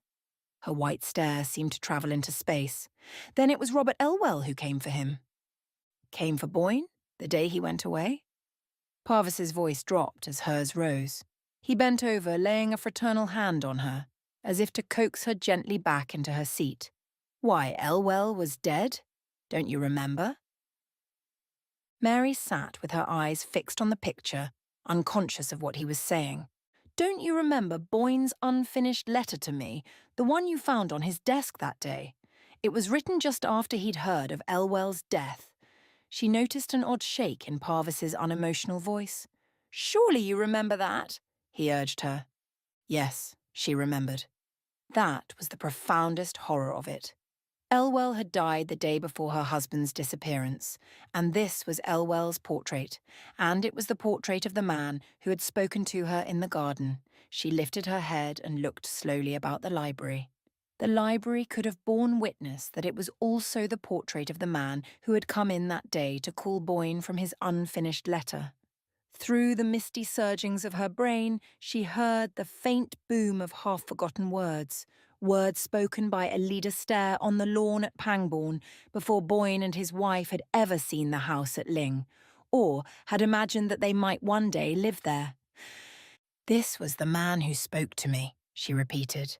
She looked again at Parvis. He was trying to conceal his disturbance under what he imagined to be an expression of indulgent commiseration, but the edges of his lips were blue. "He thinks me mad, but I'm not mad," she reflected, and suddenly there flashed upon her a way of justifying her strange affirmation. She sat quiet, controlling the quiver of her lips, and waiting till she could trust her voice to keep its habitual level. Then she said, looking straight at Parvis, "Will you answer me one question, please? When was it that Robert Elwell tried to kill himself?" When? Parvis stammered. "Yes, the date. Please try to remember." She saw that he was growing still more afraid of her. "I have a reason," she insisted gently. Yes. Only I can't remember. About 2 months before, I should say." "I want the date," she repeated. Parvis picked up the newspaper. "We might see here," he said, still humouring her. He ran his eyes down the page. "Here it is, last October, She caught the words from him. "The 20th, wasn't it?" With a sharp look at her, he verified. "Yes, the 20th. Then you did know." "I know now." Her white stare continued to travel past him. "Sunday, the 20th. That was the day he came first." Parvis's voice was almost inaudible. "Came here first?" "Yes." "You saw him twice, then?" "Yes, twice." She breathed it at him with dilated eyes. "He came first on the 20th of October. I remember the date because it was the day we went up Meldon Steep for the first time." She felt a faint gasp of inward laughter at the thought that, but for that, she might have forgotten. Parvis continued to scrutinise her, as if trying to intercept her gaze. "We saw him from the roof," she went on. "He came down the Lime Avenue toward the house. He was dressed just as he is in that picture. My husband saw him first, he was frightened and ran down ahead of me, but there was no one there. He had vanished." "Elwell had vanished?" Parvis faltered. "Yes." Their two whispers seemed to grope for each other. "I couldn't think what had happened. I see now. He tried to come then, but he wasn't dead enough. He couldn't reach us. He had to wait for 2 months, and then he came back again, and Ned went with him." She nodded at Parvis with the look of triumph of a child who has successfully worked out a difficult puzzle. But suddenly she lifted her hands with a desperate gesture, pressing them to her bursting temples. "Oh my God, I sent him to Ned. I told him where to go. I sent him to this room," she screamed out. She felt the walls of the room rush toward her like inward falling ruins, and she heard Parvis, a long way off, as if through the ruins, crying to her and struggling to get at her. But she was numb to his touch. She did not know what he was saying. Through the tumult, she heard but one clear note, the voice of Alida Stair, speaking on the lawn at Pangbourne.